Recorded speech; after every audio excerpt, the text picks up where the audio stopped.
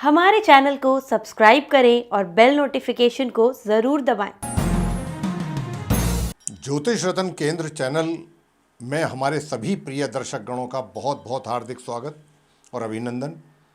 मेरे प्रिय साथियों, मैं हूं आचार्य पंडित सर्वदानंद शर्मा और मेरी ओर से भी आप सभी को बहुत बहुत प्यार भरा नमस्कार।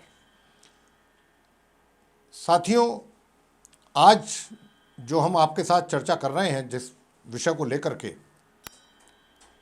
ये विषय एक ऐसा विषय है कि जैसा मैंने भी स्वयं अनुभव किया है अनेकों बार कि जब भी कोई कहीं पूजा का आयोजन होता है, चाहे मंदिर में हो, चाहे घर में हो, कहीं पर भी हो, तो उसके बाद जो चरणामृत प्रसाद के रूप में दिया जाता है भक्तों को, श्रद्धालुओं को, तो अक्सर हमने ये कहते हुए सुना है कि ये चरणामृत के क्या मायने हैं, इसकी क्या अहमियत है, और चरणामृत को लेकर के बहुत से लोग जब उसको ग्रहण करते हैं तो बाद में फिर ऐसे सिर पे हाथ घुमाते हैं। तो इसके विषय में भी बताएंगे कि चरणामृत ग्रहण करने के पश्चात सर पर जो लोग हाथ घुमाते हैं, इस तरीके से ऐसे करते हैं, वो सही है, और सही है तो कितना सही है, और सही नहीं है तो क्यों नहीं है। दूसरी बात, चरणामृत की बात अभी हो रही थी। पंचामृत और चरणामृत, ये दोनों क्या चीज़ हैं और इनके क्या मायने हैं, क्या इनका महत्व है और क्या इनके लाभ हैं, आज हम इसी बात पर चर्चा करेंगे और समझने की कोशिश करेंगे। तो देखिए मेरे प्रिय साथियों, आज के इस वीडियो में जैसा मैंने कहा कि आज हम ये जानेंगे कि चरणामृत और पंचामृत में क्या फ़र्क है, क्या अंतर है। मंदिर में या फिर घर में या कहीं और कहीं किसी सार्वजनिक स्थल पर जब भी कोई पूजन होता है या पूजा का आयोजन होता है तो चरणामृत या पंचामृत दिया जाता है। मगर हम में से बहुत से लोग इसकी महिमा और इसके बनने की प्रक्रिया को शायद नहीं जानते हैं। चरणामृत का अर्थ क्या होता है? चरणामृत का अर्थ होता है भगवान के चरणों का अमृत। और पंचामृत का अर्थ क्या होता है? उसका अर्थ होता है 5 अमृत, यानी कि 5 पवित्र वस्तुओं से बना हुआ। दोनों को ही पीने से व्यक्ति के भीतर अंदर जहाँ सकारात्मक भावों की या भावनाओं की उत्पत्ति होती है, वहीं ये सेहत से भी जुड़ा हुआ मामला है। चरणामृत क्या है? हमारे शास्त्रों में बहुत स्पष्ट रूप से यह कहा गया है, अकाल मृत्यु हरणम सर्वव्याधि विनाशम विष्णु पादोदकम पित्वा पुनर्जन्म न विद्यते। अर्थात भगवान विष्णु जी के चरणों का अमृत रूपी जल सभी तरह के पापों का नाश करने वाला होता है। यह जो चरणामृत है, ये एक औषधि के भी समान होता है। जो चरणामृत का व्यक्ति नित्य प्रतिदिन सेवन करता है, उसका पुनर्जन्म नहीं होता। ऐसा इस श्लोक में जो मैंने अभी जिसका उच्चारण किया है, उसका भाव कहने का ये है, उसमें यही भाव है, उसका अर्थ यही है उस श्लोक का, कि अगर हम नित्य प्रतिदिन चरणामृत का सेवन करेंगे तो ऐसा हमारे शास्त्रों का कथन है कि व्यक्ति का पुनर्जन्म नहीं होता। कैसे बनता है चरणामृत, ये भी अब आपको बता देते हैं। देखिए, तांबे के बर्तन में चरणामृत रूपी जल रखने से, जल रख लें या गंगा जल रख लें या शुद्ध जल, दोनों में से कुछ भी रख सकते हैं, उसमें तांबे के औषधि और गुण आ जाते हैं उस जल में। चरणामृत में तुलसी पत्ता यानी तुलसा जी का पत्ता, तिल और कुछ दूसरे औषधीय तत्व भी मिले होते हैं। मंदिर या घर में हमेशा तांबे के लोटे में तुलसी मिला हुआ जल या गंगा जल रखा ही रहता है आमतौर पे। चरणामृत लेने के नियम क्या हैं? चरणामृत ग्रहण करने के बाद हम में से बहुत से लोग अपने सर पर ऐसे हाथ फेरते हैं, लेकिन मैं अपने उन प्रिय साथियों को बताना चाहूँगा यहाँ पर कि ये हमारे शास्त्रीय मत है कि ऐसा हमें नहीं करना चाहिए, क्योंकि इससे नकारात्मक प्रभाव अधिक बढ़ता है।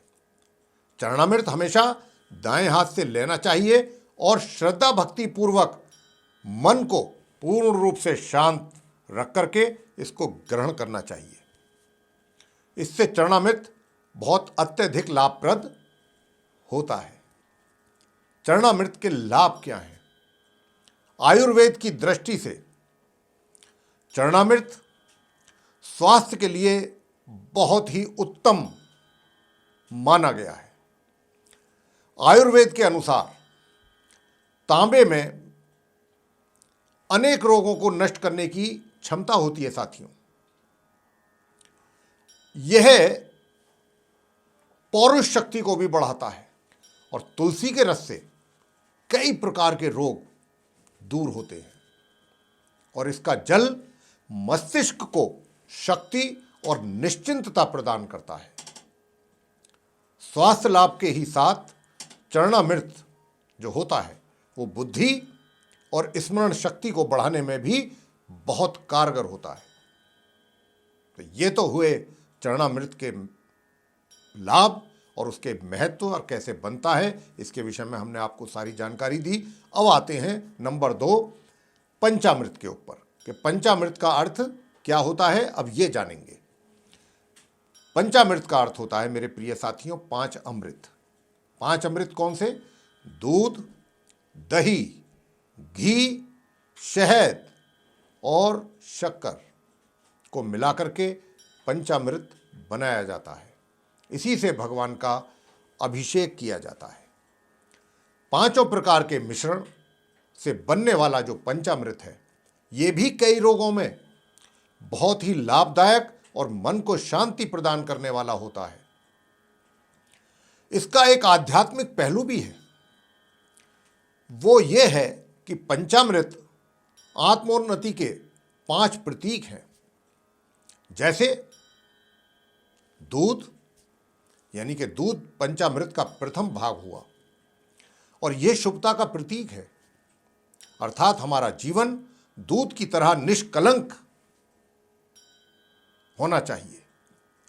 दही, दही का गुण है कि यह दूसरों को अपने जैसा बनाता है और वही चढ़ाने का अर्थ यही है। जब दही को चढ़ाया जाएगा प्रभु के ऊपर, प्रभु के श्री चरणों में या शिवलिंग पर, तो उसका अर्थ यही है कि पहले हम निष्कलंक हों और फिर सद्गुण अपनाएं और दूसरों को भी अपने जैसा ही बनाएं। फिर तीसरा जो है वो घी होता है और घी स्निग्धता और स्नेह का प्रतीक होता है।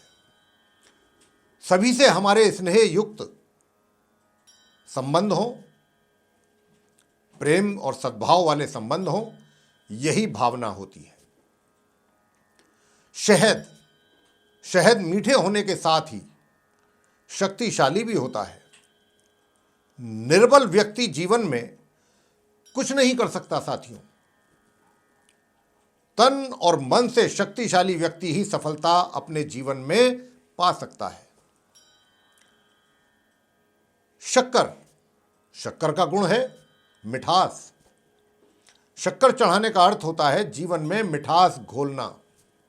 मिठास घोलें। मीठा बोलना सभी को अच्छा लगता है और इससे मधुर व्यवहार बनता है। उपरोक्त गुणों से हमारे जीवन में सफलता हमारे कदम चूमती है। अब इस पंचामृत के लाभ क्या हैं?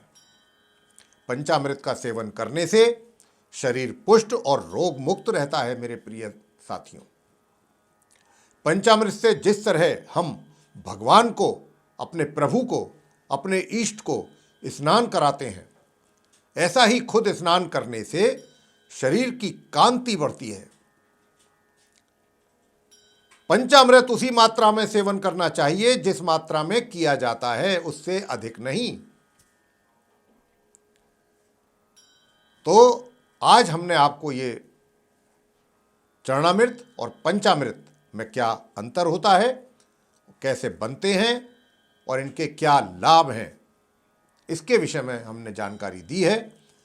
हम आशा करते हैं कि आपको आज का ये जो कार्यक्रम है, ये वीडियो आपको पसंद आएगा और आप इसको पसंद आया है तो लाइक करिएगा।